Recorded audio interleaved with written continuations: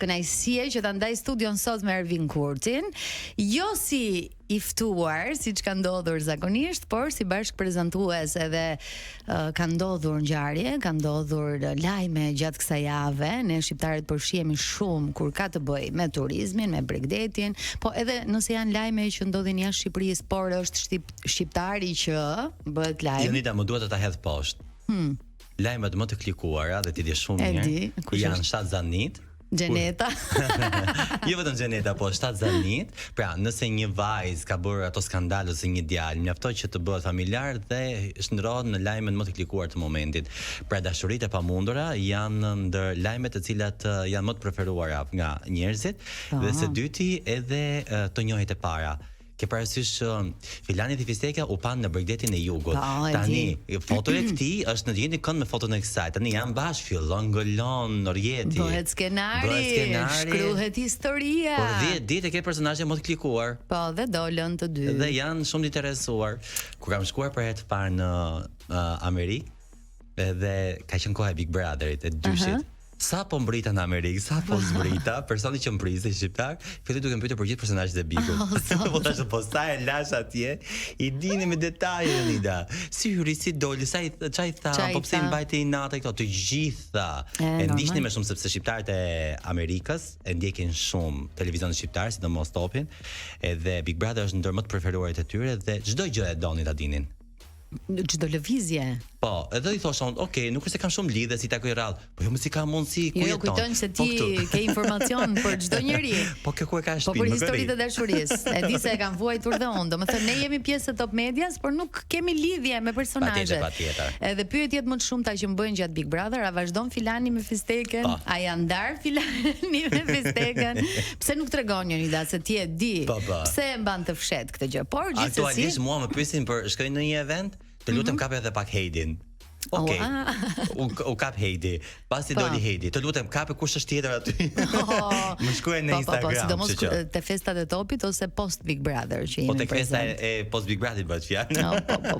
Po Filani është, po Filania. Po ky po ai. Është ai mëgjesi po gjesti mailin, ja po janë bashkë. Di. Hallet e tilla pazën janë të bukura gjithsesi. Janë vërtet shumë të bukura, por lajmi që ne do të ndajmë dhe që është shumë i bukur, ka tërhequr vëmendjen e mediave shqiptare, sepse një prej aktorëve më të dashur të telenovelave, Burak Ozçivit, nuk e dia ja thash mirë emrin, po kështu duhet ta ket. Është nga më të famshmit, se unë kam më kollaj ti them Kemal. Kishim pyet Almeidën se me që sa ka marrë pjesë. Ka qenë pikërisht në Bregdetin e Jugut shqiptar, po ashtu u bë lajm kur ishin binjakët e Squared, po ashtu Keko Xhalone dhe shumë personazhe të njohur në botë kanë zgjedhur të pushojnë edhe të kalojnë disa ditë shumë të mira në Jugun shqiptar. Dhe kishte marrë seriozisht, kishte takuar edhe kryetari i bashkisë së Vlorës. Edhe shumë chill tjetri me pallona të shkurta dhe kishte taku. Tani kjo është një shenjë shumë e mirë besoj për turizmin shqiptar, ëh. Do dynden turqit po thu. Po boll vajtëm në turqit. Lam leshta ndej. Që duke kanë detin e bukur. Dvinde, jo, kanë sa vende kanë shumë të bukur. Jonita kanë vetëm pishinat edhe e kanë tani se kanë qenë. Dëndesh në ushqim, në shërbim, por sigurisht që nuk krahasohet me detin e Jugut. E kanë më të bukur detin Jugu. Jugu janë është, nuk e di, është i paparë. Është shumë i bukur. Tani nga Bregdeti, ata që nuk shkuan në Bregdet fundjavën e kaluar që ndruan në Tiranë, edhe në mes të freskut, një ndër ta isha dhe unë, edhe mi që kisha marrë dhe një nga ato xhupat e Hall, sepse unë shkova të shtunën në fakt tek Eagle Beats. Ishte 3 ditë, filloi të premte të shtunë të diel. Unë isha edhe disa ditë përpara po ndërtoj skenën se duroja unë. Po do ta shihje ti që në ndërti. Duke inspektu zonën. Se shumica e ngatronin. Unë i thoja ke pista olimpike këtu, ata shkonin te parku olimpik. Shumica e njerëzve i kam sill tej. Sepse dohet të dija gjithatë infrastrukturë se si u ndërtua dhe si u bë dhe atmosfera ishte fantastike. Unë shkova në ditën e dytë kur kënduan këngëtarët si Elbana Gjat, edhe DJ-t, me të cilët ne jemi rritur.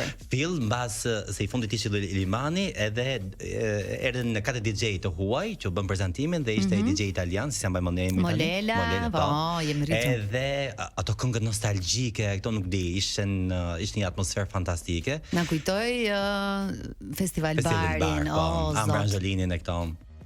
Edhe janë shumë mirë sepse këto festa janë shumë të mira edhe për pjesën e të qetësimit edhe e harresës së gjithë lodhjes. Modele fiks në temë, se ti edhe atë për ata që nuk e din, Ervin Kurtin përveç se moderator, gazetar, njeri shumë të informuar, e kemi dhe psikolog. Po, kemi edhe një background psikologjie, edhe po hym çiksi seriozisht kësaj sepse mua më pëlqen edhe e përdor edhe si një terapi për të bërë një lloj shkëputje nga rutina. Edhe u kënaqem shumë me thënë drejtën se morëm shumë energji, shkuam me 3 kolege edhe patëm një lloj kështu impakti pozitiv nga ajo. Nga poshtë hypëm sipër, se kishim kështu dhe bileta VIP. Po, se jemi në çik VIP-ane kështu. Po, e ditë që unë më tepër shijoj kur jam aty poshtë se kur jam sipër. Po, është shumë interesante. Nuk e di sepse është më bukur aty poshtë. Po, e shijon më shumë atmosferën, je më afër njerëzve ndoshta. Vetëm se kam një problem me njerëzit me të cilët kryesisht shkoj. Nuk dua të futen mes turmës, si mund po aty është lezeti, më fut në turmë, jam në cep. Rrim në cep edhe rrim shofim. Nuk duket skena aty. Po nuk duket skena dhe ke boksi nuk Tani me që Ervini po flet për gjithë këtë event dhe në fakt në Tiranë kryesisht, po në Shqipëri në përgjithësi janë bërë goxha koncerte me artistë shumë të mirë, ndërkombëtar, po edhe shqiptar.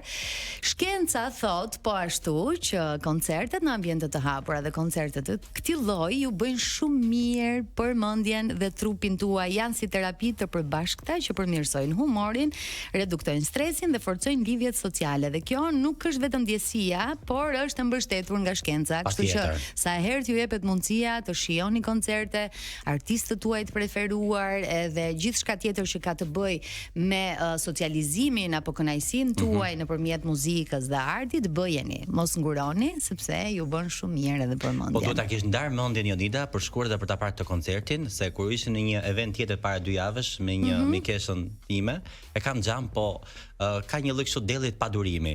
Domethënë nuk duronte do të rinte në radhë, të flisë me njerëzit, donte shkonte po i thëshëm po nuk kemi ndonjë urgjencë. Nuk na pret njeri me ngul. Domethënë duhet ta ndash pak mendjen kur shkosh te këto koncerte, që do shkoj te këto koncerte. Do pi diçka më shumë, do të ri, mund të mos nuk ka kufizim. Se po shkove me mendjen, do riki këtu, do bëj këtë, nuk e shijon.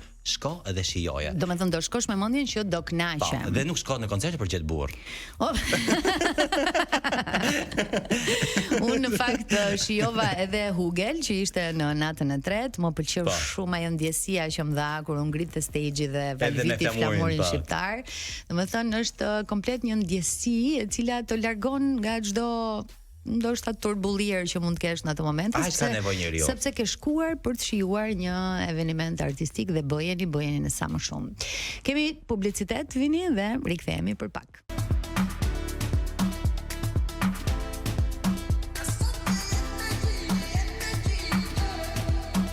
Jemi në pardon edhe për disa minuta të tjera, po që po më shijon emisionin sot vini. Pse po të shijon? Ta heq arbrin dhe lejnë. Jo. Më mbytën fare po të më dëgjojnë tani. Ne i kemi xhan ata. I kemi dërguar me mision që thoni ju, arbri ka një ngjarje shumë të rëndësishme, ndërsa lejnë e kemi në xhirime si bër majmaleve, majdetrave. Se nis të hënën pushime në top dhe prandaj. Data 23 qershor do t'ju bëj të jeni të ngulitur para ekranit, sepse këtë vit me sa dim do të jetë shumë ndryshe. Ka shumë personazhe, shumë aktivitete. Po kanë nisur punën që para disa muajsh prandaj. Po, kanë punuar shumë Eni edhe Lei këtë sezon, ju është bashkuar edhe Deavieri me Grines. Edhe Grinesin, pra do të jenë një katëshe shumë e lezetshme këtë sezon. Kështu që nga 23 qershori pushime on top në Top Channel do t'ju sjell verë, pushime edhe freski. Edhe çik këtë thashë theme. Po, shumë. Shumë. Dhe me zë dhe me figurë. Jonida, para shumë vitesh, diti që unë kam qenë një dëgjues i rregullt të Top Albania Radios, edhe kam pasur një dhomë, kemi pasur shumë dhoma atje ku kam jetuar në park, edhe mera një radio që kishte sjellë nga Greqia, edhe futesha në fakt në mbas orës 8 dëgjoja. Ka qenë kemi histori me Top Albania Radio. Lanço ka qenë orën 8. Orën 8 ka qenë Lanço dhe pastaj fillonte Radiomania. Jo, unë kam qenë dëgjoja më tepër Lançon. Një këngë për ty sepse jepte gjithmonë këngën time të preferuar nga Lara Pauzina. Po me dëgjoje? Po, dhe me Mediterrane. 5-6. Ktheheshim nga plazhi me furgon. Këtë Lanço se mbaj mend sepse ishte kohë kur tani arsoj se mbaj mend qershorin dhe korrikun, edhe dëgjoja me shumë mendje dhe sot pas 20 e sa vitesh, sot jam, le të themi bashkëdrejtues me ty. Shikon, si është manifestimi? Kush e mendonte? Ja, kjo është një lloj magjie. Do më thënë dhe unë pas kam manifestuar shumë, se kam qenë shumë fans, shumë fare Top Albanias.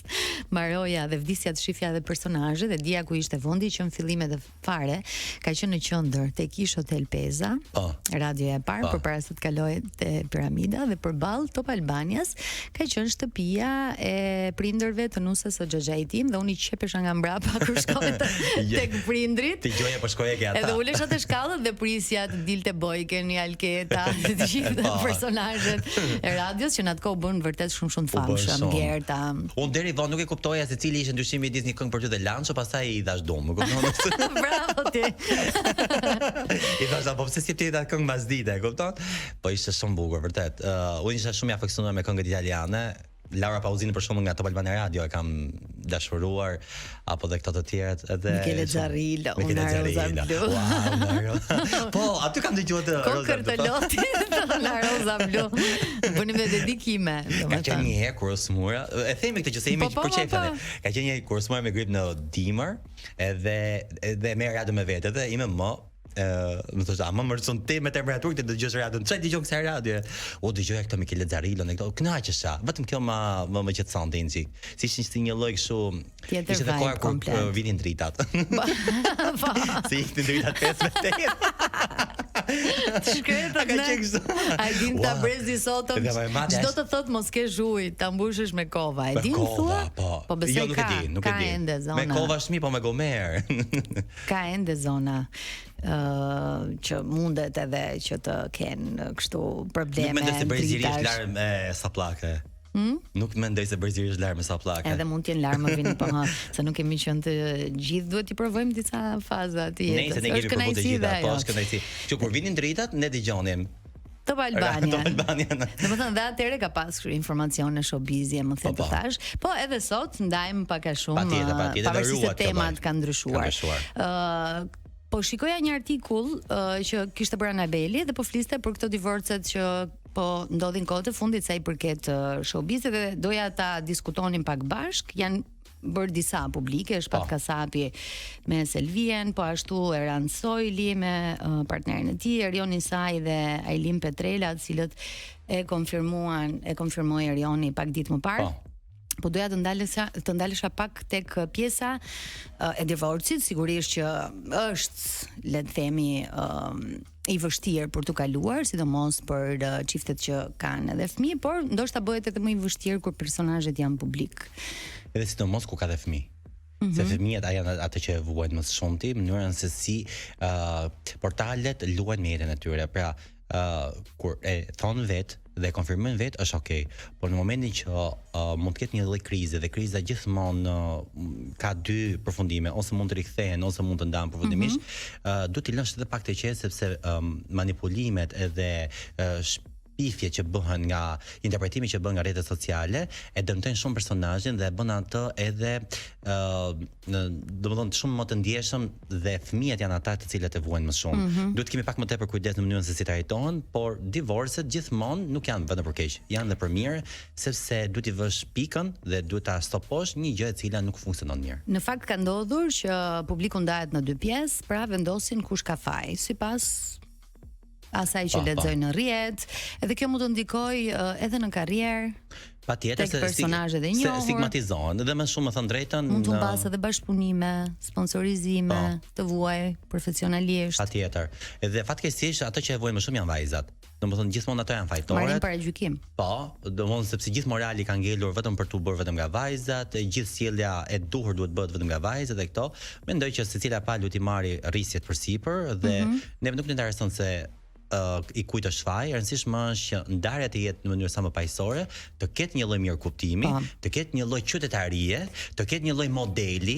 Dhe ke shumë të drejtë kjo. Mund të ndodhi që edhe kur të ndahet, po prap ti Mund të flasësh me partnerin ose partneren. Ke respekt, sidomos kur janë dhe fëmijët në mes. Megjithatë, kur të famshmit pranojnë dhe janë të hapur ndaj publikut për ta treguar historinë siç duhet, tregojnë respekt për një marrëdhënie e cila ekzistonte, por tashmë nuk ekziston më. Patjetër. Sepse janë gjëra që mund të ndodhin dhe ka një komunikim të qartë, shpesh ata shndrohen në shembuj frymëzues për publikun, duke ndihmuar edhe të tjerët që të përballen me divorcet pa pasur këtë patjetër, se nuk është as e para as e fundit. Kështu që duke lidhur me atë që diskutuam më parë për tematikat forta që bëhen nëpërmjet televizionit edhe mënyra se si flitet, edhe personazhet e famshëm kanë një far peshe tek gjërat që ndajnë me publikun edhe tek mesazhet që japin. Patjetër Jonida, se nuk është çdo gjë prallë. Dhe në fakt nuk është prallë, është realitet dhe në realitet njerëzit përjen të marrin vetëm pjesën pozitive, por ekziston edhe ndarja, ekziston dhe grindja, ekziston dhe një ngritje zëri, ekziston edhe një nerv, edhe njerëzit duhet ta kuptojnë që në 360 gradë njeriu është i tillë dhe duhet pranuar. Ndonjë nga divorcet që është diskutuar së fundmi edhe në media të ka befasuar? Jo, më befason se unë një pjesë të madhe të tyre unë di që po unë nuk flas, edhe vetëm thjesht nuk më pëlqen mënyra se si shfaqen në media, po kam kohë që unë i dëgjoj, i kuptoj edhe le ta vendosin vetë ata se kur ta shfaqin në media. Okej. Mendova se nuk ishe, po, ç'pyetje bëj dhe unë, domethënë Ervin Kurti që nuk. Ne ku ti mbulojmë Jonida, ku ti nxjerrim.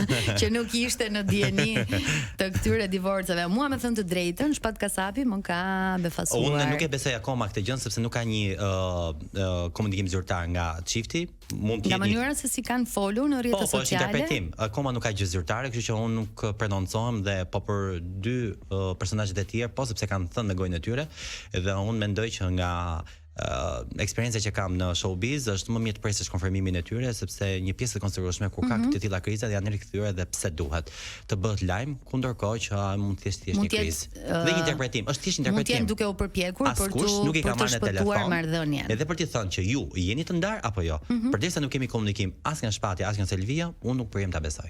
Okej, mirë. Ky është mendimi im. Më pëlqen shumë këndvështrimi yt, edhe mua më pëlqen që ta marr konfirmimin nga vetë personazhet, si për Shtatzanit, si për ndarjet, si për produksionet të cilat ndoshta duan t'i mbajnë sekret deri në moment të fundit dhe e respektoj shumë. Është jeta e tyre Jonida, vërtet media dhe personazhet janë të rëndësishëm për njëri tjetrin sepse media fuqizon personazhet dhe personazhi është faktor që media të jetë aty ku jetë, por duhet një respekt maksimal sidomos në privatësinë e personazhit, sepse është një pikë shumë e dobët që kur të ketë momentin e duhur do të na e thotë. Dhe jam i bindur që kur të jetë momenti ato do ta japin ekskluzivitetin dhe çdo jetë do jetë në kohën e duhur.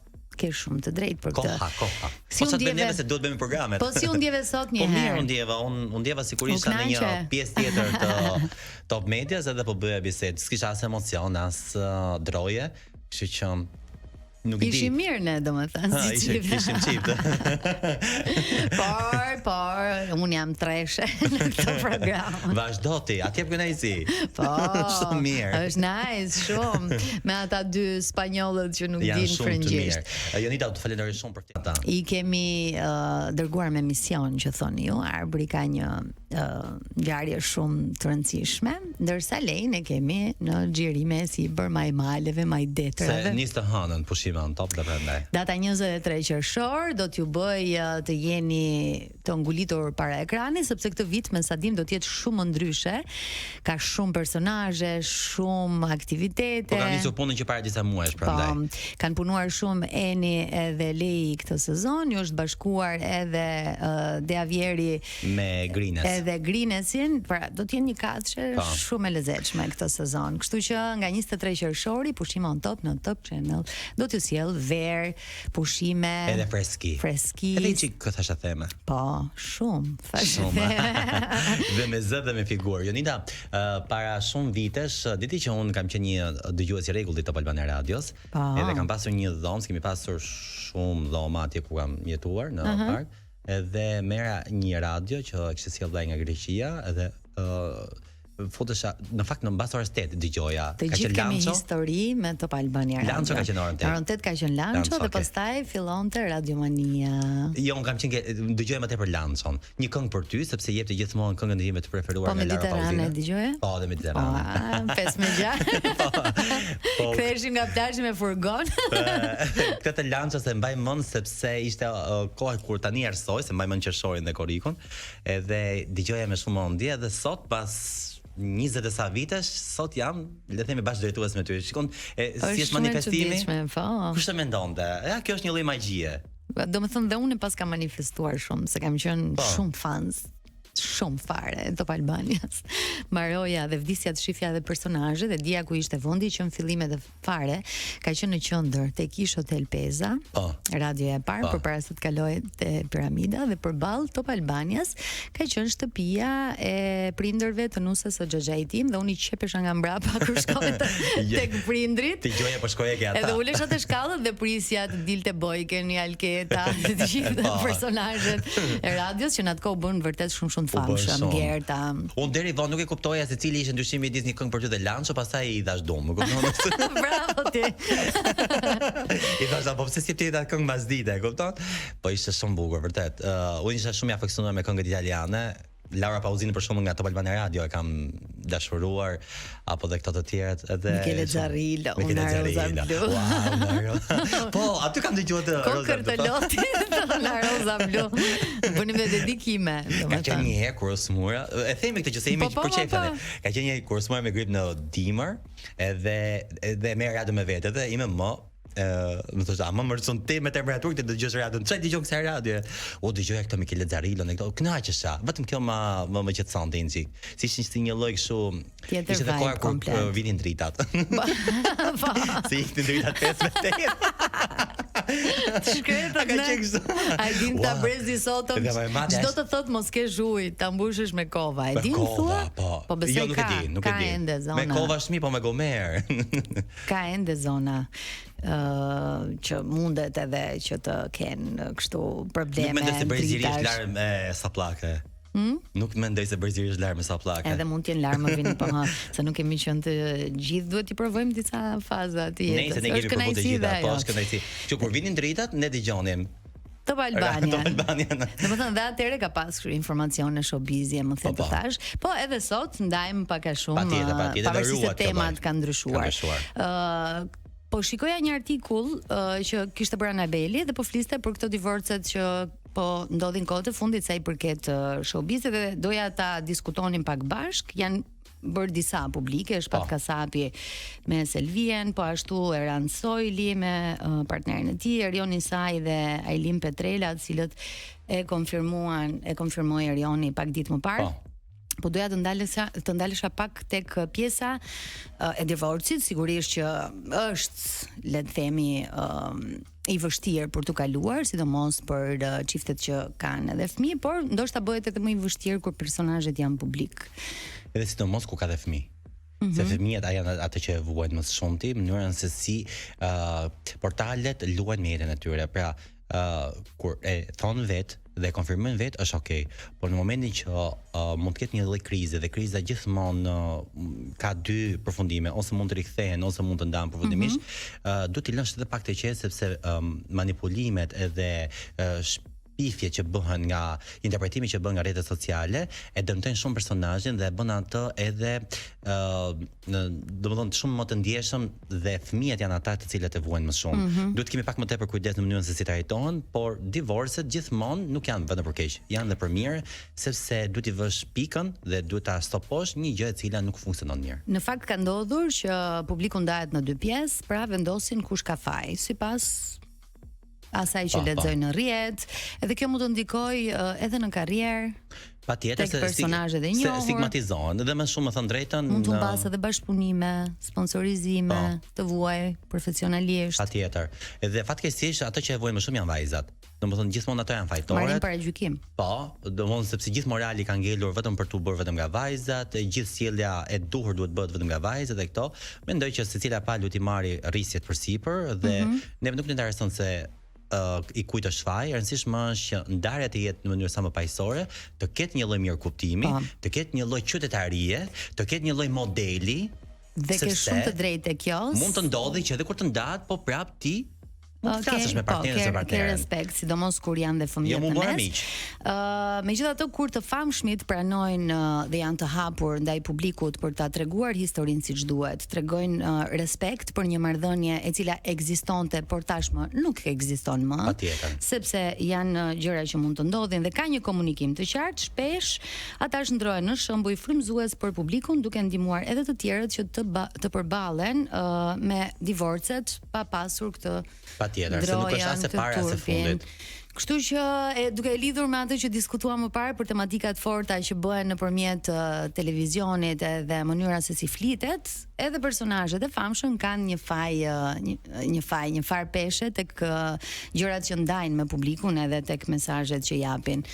Patjetër Jonida se nuk është çdo gjë prallë. Dhe në fakt nuk është prallë, është realitet dhe në realitet njerëzit përjen të marrin vetëm pjesën pozitive.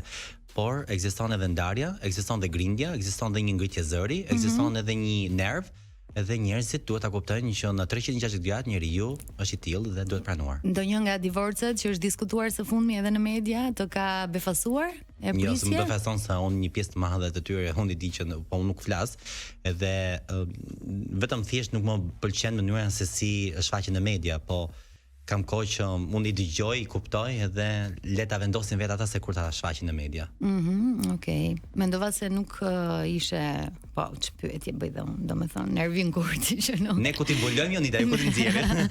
Që nuk ishte në dieni të këtyre divorceve. Mua me thënë të drejtën, Shpat Kasapi më ka befasuar. Unë nuk e besoj akoma këtë gjë sepse nuk ka një komunikim zyrtar nga çifti. Nga mënyra se si kanë folur në rrjetet sociale. Po, është interpretim. Akoma nuk ka gjë zyrtare, kështu që unë nuk prononcohem dhe po për dy personazhet e tjerë, po sepse kanë thënë me gojën e tyre, dhe unë mendoj që nga eksperienca që kam në showbiz është më mirë të presësh konfirmimin e tyre sepse një pjesë e konsiderueshme kur ka të tilla kriza janë rikthyer dhe pse duhet të bëhet lajm, ku ndërkohë që mund të thjesht një krizë. Dhe një interpretim, është thjesht interpretim. Mund të jenë duke u përpjekur për të shpëtuar marrëdhënien. Edhe për të thënë që ju jeni të ndar apo jo. Përderisa nuk kemi komunikim as nga Shpati as nga Selvia, unë nuk përjem ta besoj.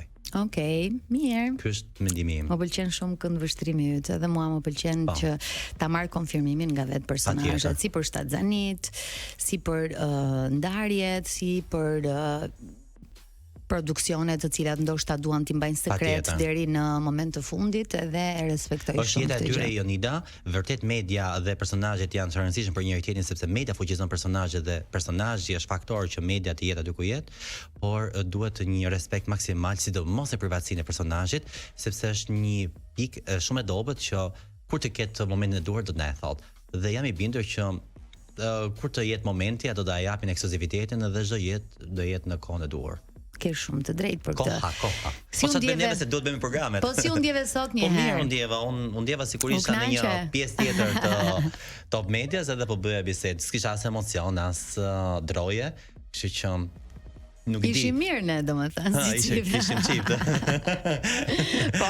Por un jam treshe në këtë program. Vazhdo ti, atje kënaqësi. Po. Shumë mirë. Është nice, shumë. Me ata dy spanjollët që nuk dinë frëngjisht. Jonida, të falenderoj shumë për ftesën që më bëre, është gjithmonë kënaqësi që të vish këtu. E para jesë është në qendër dhe së dyti.